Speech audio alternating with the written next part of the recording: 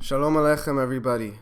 Today I have an important video and I'm going to be addressing, as a request, I got a request in one of my comments to make a video about the sin of wasting seed, chas v'shalom. So actually this sin, the Kitzur Shulchan Aruch says this is a graver sin than any other in the Torah. I know it's a little shocking to most people, but it's truly the battle of our generation today. And there's actually a root of this in the Torah. Onan was commanded to be with his brother's widowed wife. When his older brother passed away, he was commanded to be with her, Tamar, after his brother passed away. And she was very, very beautiful. And when he would lay with her, he didn't want to get her pregnant to ruin her beauty, and he would spill seed on the ground. Hashem didn't like that too much. He took his life. And that's where the root of wasting seed is seen. But when you think about that story, how selfish. Given a beautiful wife to have kids with, start a nice Jewish family, and you waste on the ground. It's not... Our bodies do not belong to us. That's the point of this. We're simply renting them. Our bodies belong to Hashem. Our souls, that's who we truly are. Our essence is our souls. And we've been put in our bodies in order to have the ability to have thought, speech, and action. Different layers of garments to the soul. And through those actions, thought, speech, and actions, we can be judged, we can refine this world, we can do mitzvot, we can connect to others, and we can elevate this world.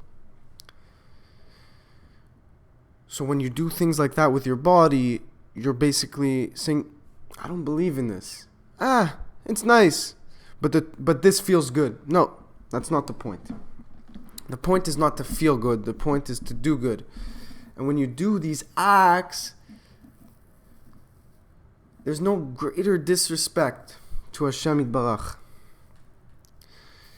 Unfortunately. And this isn't something that's being spoken about so much because it's embarrassing, it's private, it's this, that. But the truth is, the damage it does, it needs to be spoken about. Now, for married couples, there's different laws. I'm not an expert. I'd love for you guys to ask an Orthodox rabbi if you're married. He can give you the advice on when you're married, how it works. But when you're not married, no exceptions, not at all. Zero. Even when you're married, but I'm saying I don't know the laws when you're married. But no, of course you can't waste seed on your own when you're married, even 100%. But I'm saying I don't know the laws about birth control with your wife after she had a kid and this, that. That you have to speak to a rabbi. But for people, you are not allowed to waste seed in any scenario. Okay? And it's actually something that if somebody does not do tshuva for it, it's something that's not too pretty in the next world, to say the least. It's very, very severe. And you don't want to go into the next world with even a single drop not done tshuva for. That's the truth. Really, really the truth. Because there's souls designed in your semen. There's souls in there that are waiting to be born. They're begging, please Hashem, I want to be born. I want to be born. I want a chance to serve you. They know the mission. They're aware of how great this world is. And when you spill seed on the floor, or you waste semen, or whatever the case is, you're destroying those souls, and they're not too happy. They still exist, but they don't exist anymore as those souls. Now they're on the sitracha. Now those souls are those entities. They're still there, but they don't like you too much, and they hurt. A lot of a man's issues can come from wasted seed. Those souls can come back, and they're trying to hurt that person who wasted that seed. So what's the answer to this? Tshuva, tshuva, tshuva. How do you do tshuva? You stop completely, never again, no matter what. You make a achlata, you have to say, Hashem, I don't want to do this anymore. Help me, I'm done, Hashem. And if you do that, some people are scared to make a commitment, but there's no other way. You have to stop 100% forever. And then you start tshuva. That's how you start tshuva. And you'll see magic when you stop. You'll see things will become much more clear. You'll be able to connect to Hashem. You won't feel guilty about these acts. Your Torah will stay with you. You'll retain everything. You'll grow. And not only that, once you stop, you have to be in control. You can't let your mind wander. When you get thoughts, when you get these desires, right away, you can't control the initial thought. That's out of your control. The Yetzer Hara is always coming, knocking on the door. But you don't have to answer.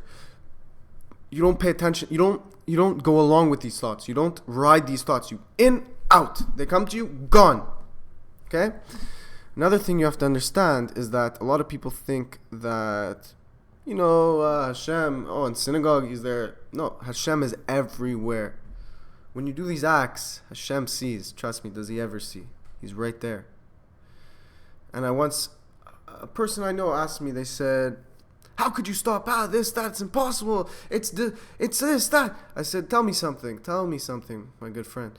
If your grandmother and grandfather are in the room with you, are you going to start wasting seed? You're that much of an animal, you can't control yourself, even if your grandmother and grandfather are there? I said, no, of course, I won't even think about it. My grandparents are there. What? I'm not crazy. That's disgusting. They're there. I would never even think about it. I said, you wouldn't even think about it. So how about when the King of Kings is always there, how could you do it then? He's like, that's a good point. You have to understand that Hashem is watching. Right now, this moment that I'm being tested, Hashem is watching. The Yetzer Hara is testing me. I love Hashem. I'm going to fight it. Because the Yetzer Hara tries to make you forget. You forget all the Torah you learned and you're only thinking about what you want to do. Desires. You have to say, no. You have to snap out of it and say, I'm a Jew. I learned Torah today. The Yetzer Hara, you're not going to get me this time. You have to go up, you have to be proactive, and you have to get out of your house. You have to go, you have to be strong. Learn Torah, fill your mind with Torah. You won't have these desires.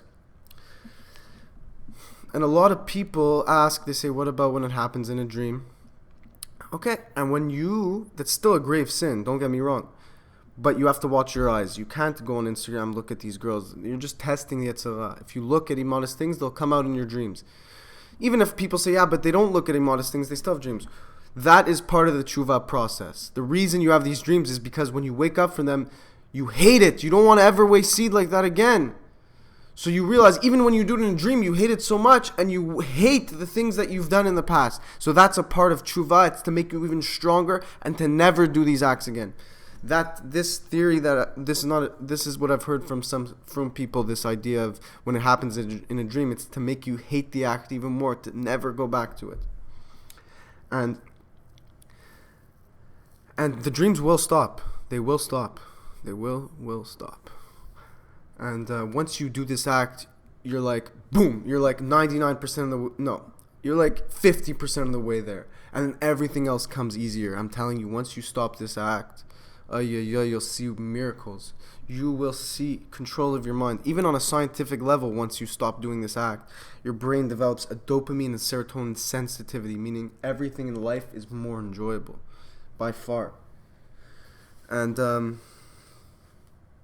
I wanted to speak about this today because everyone has to do tshuva for this. This is so important, so important. Everyone has to do tshuva for this. Or at least if people who have done this sin has to do tshuva for this. Now's the time. You don't want to go to Olam Haba with even a drop, not accounted for, not repented for. So tell others about this. If another way to do tshuva for this is to tell others about it. Obviously, don't yell it out in a weird setting, but you know people, they're talking to you, they're asking them questions. Make sure they know that this is a sin. Some people, they don't even know that this is a sin. Hey, Hazrat Hashem, please. Thank you guys so much for watching. If you do tshuva for this, Hashem won't remember any of it. He'll judge you only for the good. Do tshuva for it. Learn Torah. Give tzedakah. Tell others about this and never do it again. Let Hashem. Thank you so much. We're able to do this. It's in our nature to do what is right. I'm telling you. People think they can't do it. They could. Just tell yourself you could. You have chelek Elokim mamash. Elokei. A piece of Hashem inside us. We could do the right thing. It's in our nature. Thank you so much for watching. Have an amazing, amazing day.